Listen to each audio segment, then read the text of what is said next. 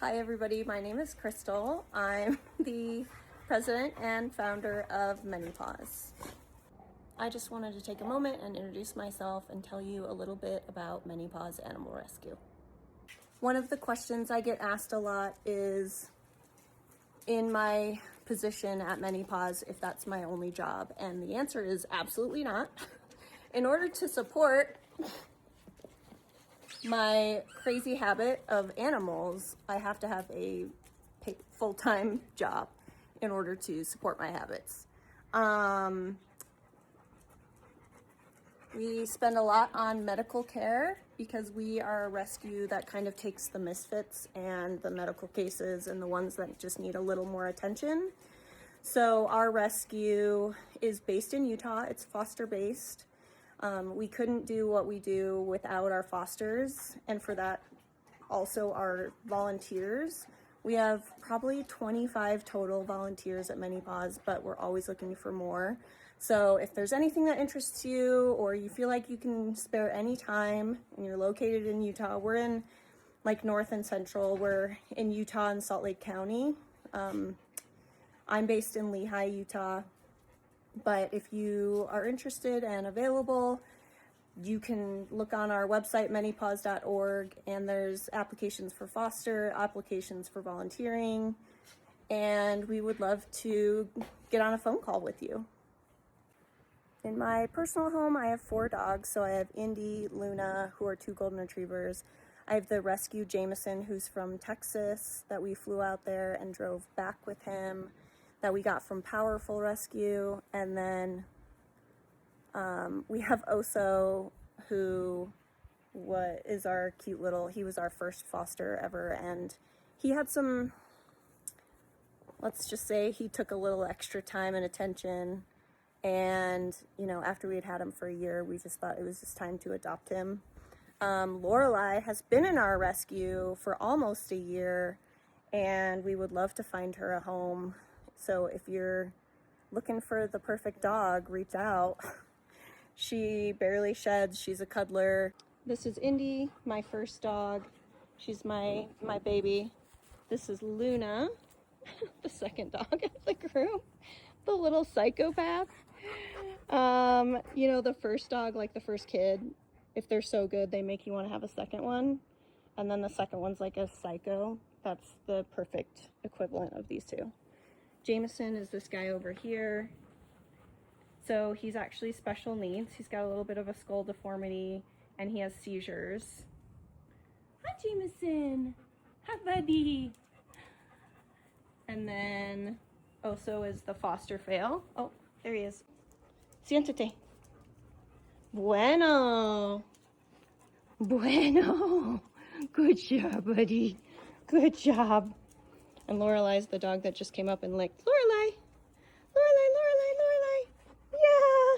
Good girl. Good girl. They all play together pretty well. This is our foster room for all the cats and kittens. We have one kitten in here right now. This is Cosmo. He's the last one of the litter. Cosmo is very sweet and cuddly, and he likes to purr a lot. He's available through ManyPaws. If you're located in Utah and interested in adopting, please reach out to us on ManyPaws.org. So ManyPaws was founded just over a year ago, and it all started just by me volunteering at my local shelter. I used to take dogs out for walks and runs, just to get them out of their kennel for a bit. And then I started fostering for the shelter, just wanting to do more. Sometimes I would just do it for the weekend if a dog really needed to get out, was really, really stressed. Sometimes I would do it until they were adopted, and I would just make social media posts and do my best. And then I got a puppy who ended up having parvo, and I had had it for 5 days. And parvo is super, super contagious, and we knew that it was next to a kennel mate that had parvo at the shelter. So we were hoping that it didn't have it, but it turns out it did.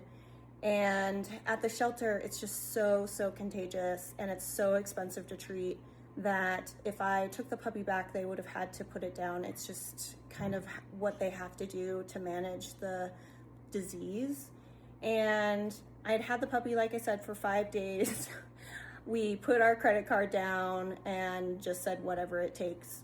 A friend encouraged me to do a GoFundMe, which I had never done before. I've donated to GoFundMes, but I didn't want people to like wonder where their money was going or like be concerned. But in less than 24 hours, we were able to raise the funds, which was absolutely amazing. So I shut it down right away once we had the like low end of the funds. And that kind of sparked everything, because since the shelter doesn't have really any vet staff to handle these type of situations or like additional care outside of spay and neuters and basic vaccines, I wanted to be able to do more for the animals in my care. And if I ever was to raise money again, I didn't want people to wonder where their money was going. I wanted them to know that it was going to a nonprofit, to a rescue, and that all of their funds that they donated were going there. So if you're looking for the perfect animal, you should adopt Lorelei. If you like licks and cuddling, she's your dog. So I don't want to drone out anymore, but I do want to try getting something done with 5 dogs in your house and being the pack leader. I can't go anywhere alone. Yeah, so big thanks to everyone on the board who's made this possible in a year. I kind of didn't know what I was doing when I started it. Not kind of, I 100% didn't know what I was doing when I started it. And I'm just so thankful for people like you that have followed along in the journey, that have checked out all the animals, that have adopted, that have fostered, that have come to events. I'll continue.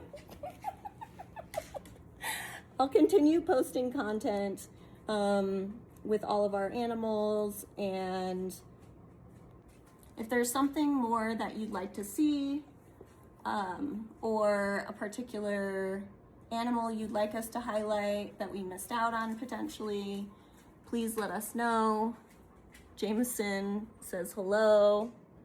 This is pretty much the only thing he does all day is ask for pets.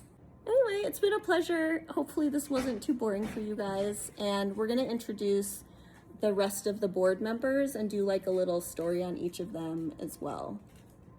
Thanks, guys.